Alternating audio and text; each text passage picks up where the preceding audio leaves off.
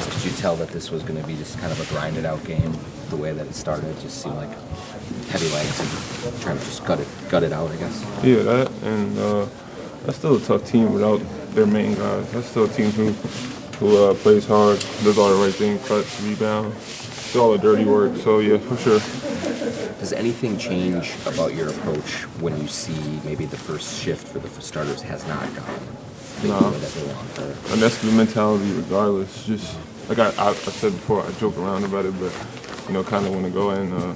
If we're up, build the lead. If we're having that little slump in the first group, try and get the lead back.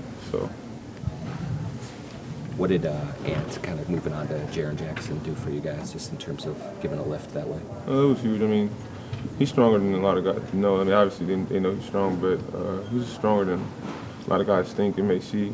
So he was able to contain him in a lot of ways. And then that was a little fun battle to watch. Those two guys went at it or played together in the FIBA Cup too. So that was something good to see.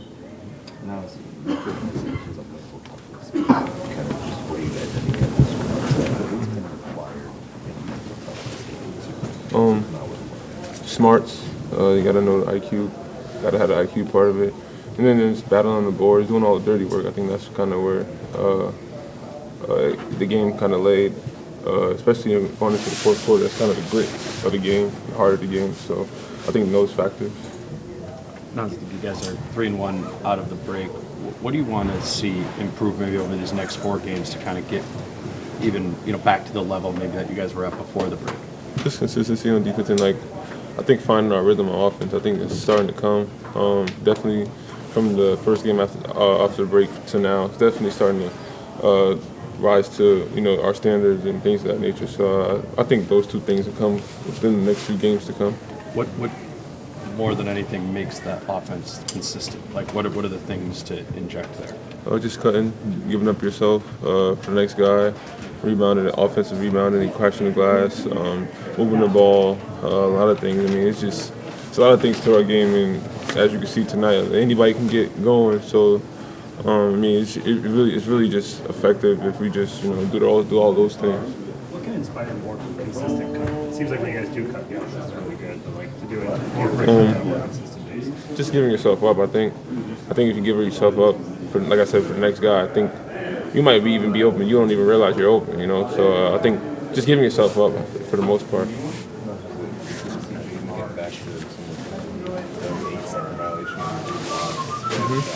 100%. I mean, I think he shot one corner three. As he was shooting it, I could just see the confidence in the shot. I started yelling. I think he's back, but yeah, you could just tell. He's starting to find his legs again. So that's good. I mean, like I said, even when it happens with me, it's an 82-game season. You're not gonna be perfect. So you kind of have those moments, and kind of it's important to build your teammates up in those moments for them to get back to the player that they are, so they can help us. It does seem like now, even when you were struggling, like your confidence doesn't seem to go anywhere anymore. When did you reach that point where, even if shooting struggles and whatnot, it really does not change the way you play? I think this summer. I think going through the process that I went through and just finding my comfort zone and seeing what was what, and me being able to be in the position I'm in today, I kind of think that was huge for me and my confidence. How much of an advantage is it for you to have 3 sixth-man types coming off the bench, you, Kyle, and Nikhil?